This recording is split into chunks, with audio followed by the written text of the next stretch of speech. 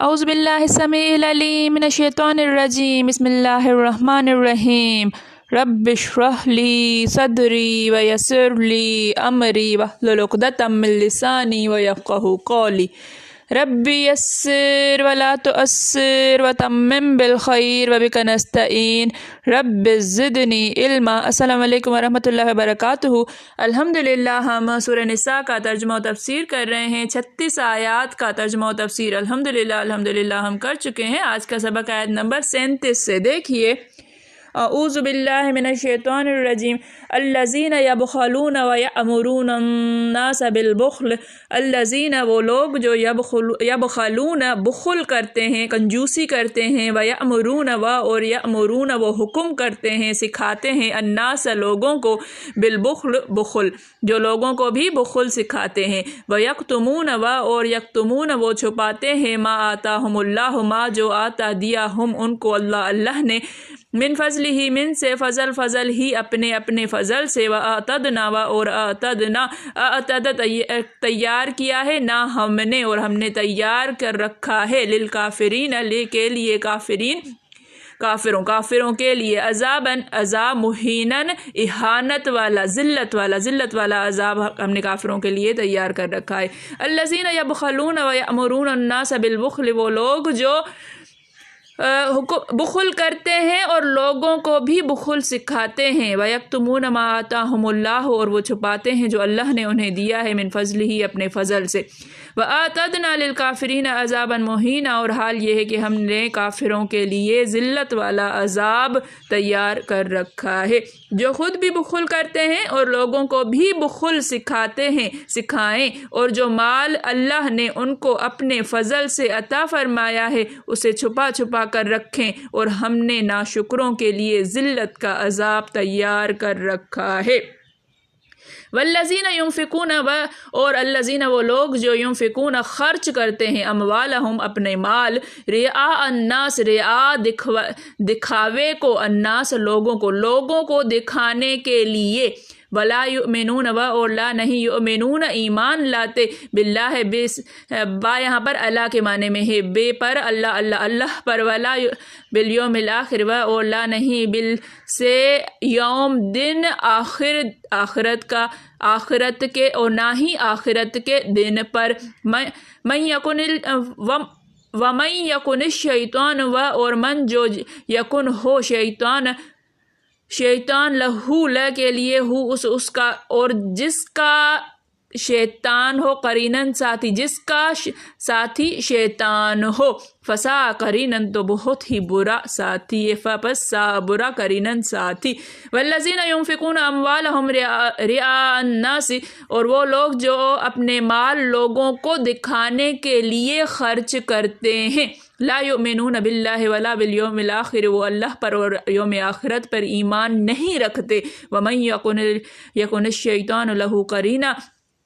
اور جس کا ساتھی شیطان ہو جائے، فسا قرینن تو بہت ہی برا ساتھی ہے۔ اور خرچ بھی کریں تو اللہ کے لیے نہیں بلکہ لوگوں کو دکھانے کے، اور ایمان نہ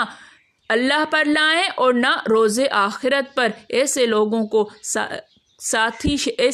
کا ساتھی شیطان ہے، اور جس کا ساتھی شیطان ہوا تو کچھ شک نہیں کہ وہ برا ساتھی ہے۔ وَمَاذَا عَلَيْهِمْ اور ماذا کیا، علیہم اللہ پر، ہم ان پر، لو آمنوا اور کیا یعنی کیا نقصان ہوتا ان کا،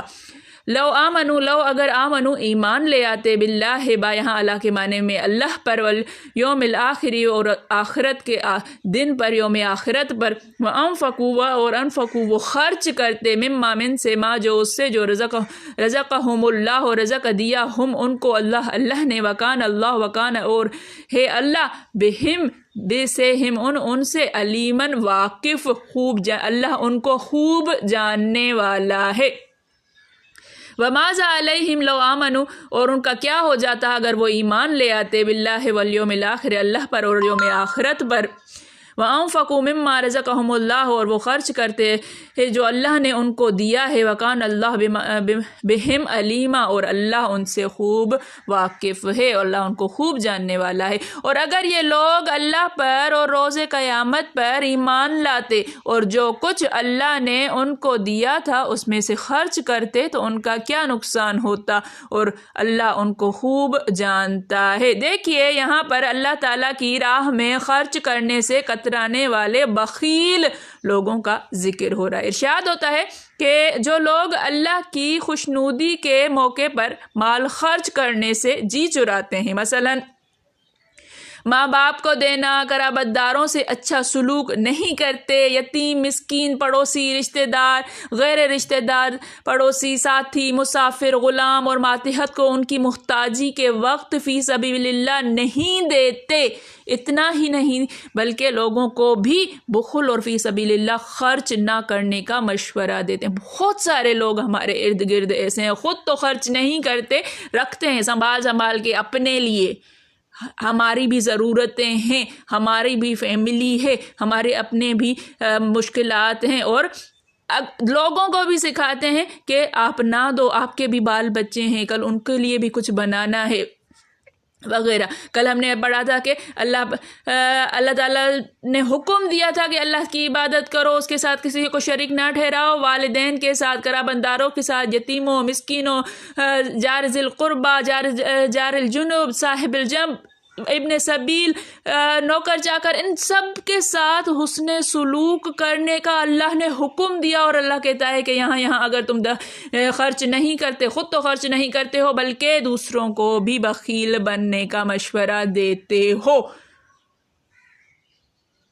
حدیث شریف میں ہے کون سی بیماری بخل کی بیماری سے بڑھ کر، بہت گندی بیماری ہے یہ، اور حدیث میں ہے لوگوں بخیلی سے بچو، اسی نے تم سے اگلوں کو طاقت و تاراج کیا، اسی کے باعث ان سے قطع رحمی اور فسق و فجور جیسے برے کام نمایاں ہوئے۔ پھر فرمایا یہ لوگ ان دونوں برائیوں کے ساتھ ہی ساتھ ایک تیسری برائی کے بھی مرتکب ہیں، یعنی اللہ کی نعمتوں کو چھپاتے ہیں، انہیں ظاہر نہیں کرتے، نہ ان کے کھانے پینے میں وہ ظاہر ہوتی ہے، نہ پہننے اوڑھنے میں، نہ دینے لینے میں۔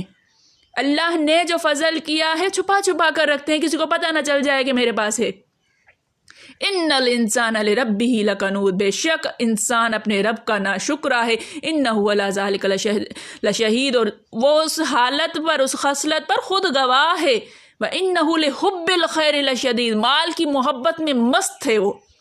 بس یہاں بھی فرمان ہے کہ اللہ کے فضل کو یہ چھپاتا رہتا ہے، پھر انہیں دھمکایا جاتا ہے کہ کافروں کے لیے ہم نے اہانت آمیز عذاب تیار کر رکھے ہیں۔ کفر کے معنی ہے پوشیدہ رکھنا، چھپا لینا، پس بخیل بھی اللہ کی نعمتوں کا چھپانے والا، ان پر پردہ ڈالنے والا، بلکہ ان کا انکار کرنے والا قرار دیا ہے، پس وہ نعمتوں کا کافر ہوا۔ حدیث میں ہے اللہ جب کسی بندے پر اپنی نعمت انعام فرماتا ہے تو چاہتا ہے کہ اس کا اثر اس پر ظاہر ہو۔ دعائے نبوی میں ہے کہ اے اللہ ہمیں اپنی نعمتوں پر شکر گزار بنا، اور ان کی وجہ سے ہمیں اپنا ثنا خواں بنا، ان کا قبول کرنے والا بنا، اور ان کی نعمتوں کو ہمیں بھرپور عطا فرما۔ بس سلف کا قول ہے کہ یہ آیت یہودیوں کے اس بخل کے بارے میں ہے جو وہ اپنی کتاب میں حضرت محمد صلی اللہ علیہ وآلہ وسلم کی صفات کو چھپانے میں کرتے تھے۔ اسی لیے اس کے آخر میں ہے کہ کافروں کے لیے ذلت آمیز عذاب ہم نے تیار کر رکھا ہے۔ کوئی شک نہیں کہ اس آیت کا اطلاق ان پر بھی ہو سکتا ہے، لیکن یہ بظاہر یہاں مال کا بخل بیان ہو رہا ہے، گو علم کا بخل بھی اس میں بطور اولا داخل ہے۔ خیال کیجئے کہ بیان آیت اقربا و ضعفن کو مال دینے کے بارے میں ہے، اقربائے ضعفا جو ضعیف قرابت دار ہیں۔ اسی طرح اس کے بعد والی آیت میں ریاکاری کے طور پر فی سبیل اللہ مال دینے کی مذمت بیان کی جا رہی ہے۔ پہلے ان کا بیان ہوا جو ممسک اور بخیل ہیں، کوڑی کو دانتوں سے تھام رکھتے ہیں، پھر ان کا بیان ہوا ہے جو دیتے تو ہیں لیکن بدنیتی اور دنیا میں اپنی واہ ہونے کو خاطر۔ چنانچہ ایک حدیث میں ہے کہ جن 3 قسم کے لوگوں سے جہنم کی آگ سلگائی جائے گی وہ یہی ریاکار ہوں گے۔ ریاکاری عالم ریاکار، غازی ریاکار، سخی، اور ایسا سخی کہے گا باری تعالیٰ تیری ہر راہ میں نے اپنا مال خرچ کیا، تو اسے اللہ تعالیٰ کی جانب سے جواب ملے گا تو جھوٹا ہے، تیرا ارادہ تو صرف یہ تھا کہ تو سخی اور جواد مشہور ہو جائے، سو وہ ہو چکا، یعنی تیرا مقصود دنیا کی شہرت تھی، وہ میں نے تجھے دنیا میں ہی دے چکا ہوں میں، بس تیری مراد حاصل ہو چکی۔ اور حدیث میں ہے کہ حضور صلی اللہ علیہ وسلم نے حضرت عدی بن حاتم سے فرمایا تھا، یہ حاتم تائی جو مشہور ہیں، ان کے بیٹے تھے حضرت عدی، کہ تیرے باپ نے اپنی سخاوت سے جو چاہتا تھا وہ اسے مل گیا۔ حضور صلی اللہ علیہ وسلم سے سوال ہوتا ہے کہ عبداللہ بن جدعان تو بڑا سخی تھا، جس نے مساکین اور فقراء کے ساتھ بڑے سلوک کیے اور نام الہ بہت سے غلام آزاد کیے، تو کیا اسے ان کا نفع نہ ملے گا؟ آپ نے فرمایا نہیں، اس نے تو عمر بھر میں ایک دن بھی نہیں کہا اے اللہ میرے گناہوں کو قیامت کے دن معاف فرما دینا۔ اسی لیے یہاں بھی فرماتا ہے کہ ان کا ایمان اللہ اور قیامت پر نہیں، ورنہ شیطان کے پھندے میں نہ پھنس جاتے اور بد کو بھلا نہ سمجھ بیٹھتے۔ یہ شیطان کے ساتھی ہیں اور شیطان ان کا ساتھی ہے، ساتھی کی برائی پر ان کی برائی بھی سوچ لو۔ عرب شاعر کہتا ہے کہ ان المرء لا تسأل وسل ان قرینہ، انسان کے بارے میں نہ پوچھ، اس کے ساتھیوں کا حال دریافت کر۔ فَكُلُّ قَرِينٍ بِالْمَقَارِنَ يَقْتَدِي، کہ ہر ساتھی اپنے ساتھی کا ہی پیروکار ہوتا ہے۔ پھر ارشاد فرماتا ہے کہ انہیں اللہ پر ایمان لانے اور صحیح راہ پر چلنے اور ریاکاری کو چھوڑ دینے اور اخلاص و یقین پر قائم ہو جانے سے کون سی چیز مانے ہے؟ ان کا اس میں کیا نقصان ہے؟ بلکہ سراسر فائدہ ہے کہ ان کی عاقبت سنور جائے گی۔ یہ کیوں اللہ کی راہ میں مال خرچ کرنے سے تنگ دلی کر رہے ہیں؟